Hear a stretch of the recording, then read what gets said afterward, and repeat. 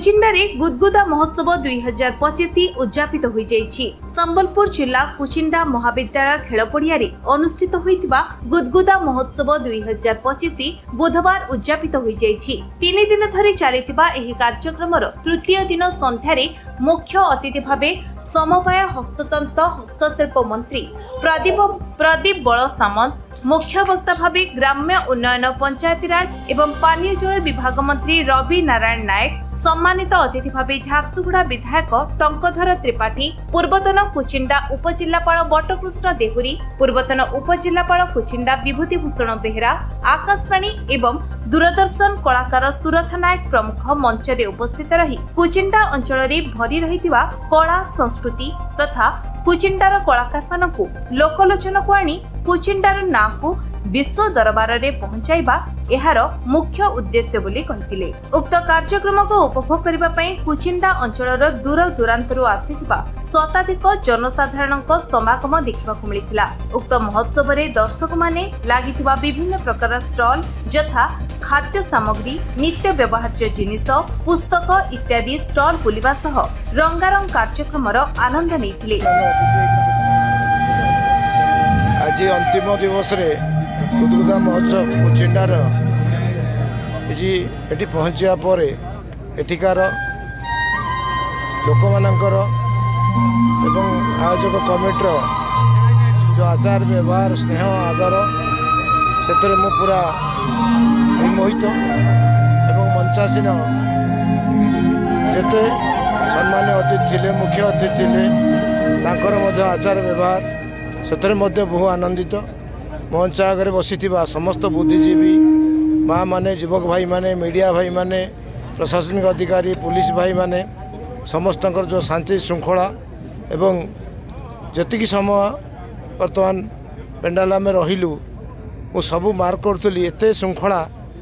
बोधे अन्य कौटी देखा मिले ना से कुचिंडावासी समस्त को धन्यवाद दूची एवं ये महोत्सवर उत्तरोत्तर उन्नति हो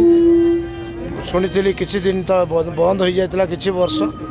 ताकू आमर रवि भाई आम सरकार आसला रवि भाई कैबिनेट मंत्री है लगी आरंभ कर ये महोत्सव कौन परिस्थिति भी कुचिंडावासी दल मत निर्विशेष समस्त आपत्ति समर्थन समस्त हस्कर्ष महोत्सव पालन करते महोत्सव गर्व गुदगुदा महोत्सव अवसर में मुई कुचिंडार समस्त आदिवासी के बहुत बहुत शुभेच्छा अभिनंदन जनाऊे। लोककला संगे संगे कुचिंडार ऐतिह्य कुचिंडार परंपरा कुचिंडार जेन जेनटा तांकर विशेषता अच्छे सेटा ओडिशार कोण अनुकोण के बताबार संगे संगे परवर्ती पीढ़ी के बताबार लगी ये महोत्सव गोटे बहुत बड़ कार्यक्रम एवं मुई कृतज्ञता ज्ञापन कर आयोजन कमिटी के जे आज जेन मैंने इताके आरंभ करते मन पकड़ भी डाकी इटा गोटे बहुत बड़ काम है एवं कुचिंडा महोत्सव अवसर में पुनर्बार मुई समस्त कुचिंडावासी के बहुत बहुत शुभेच्छा अभिनंदन जनाऊे। एठिकार स्थानीय विधायक जो ओडिशा सरकार मान्यवर मंत्री तांकर प्रयास क्रमे यहाँ पुनर्बार आरंभ होइछे निश्चित भाव यहाँ बहुत शिखर के गुदगुदा महोत्सव उद्यापनी आज दिन है। मैं कुचिंडावासी के एत धन्यवाद देवी जे 3 दिन कार्यक्रम है आमर संस्कृति आमर परंपरा आमर ऐतिह्य भितर बजे देते आ से प्रकार नमूना विगत दिन एवं वर्तमान भितर ये प्रकार गोटे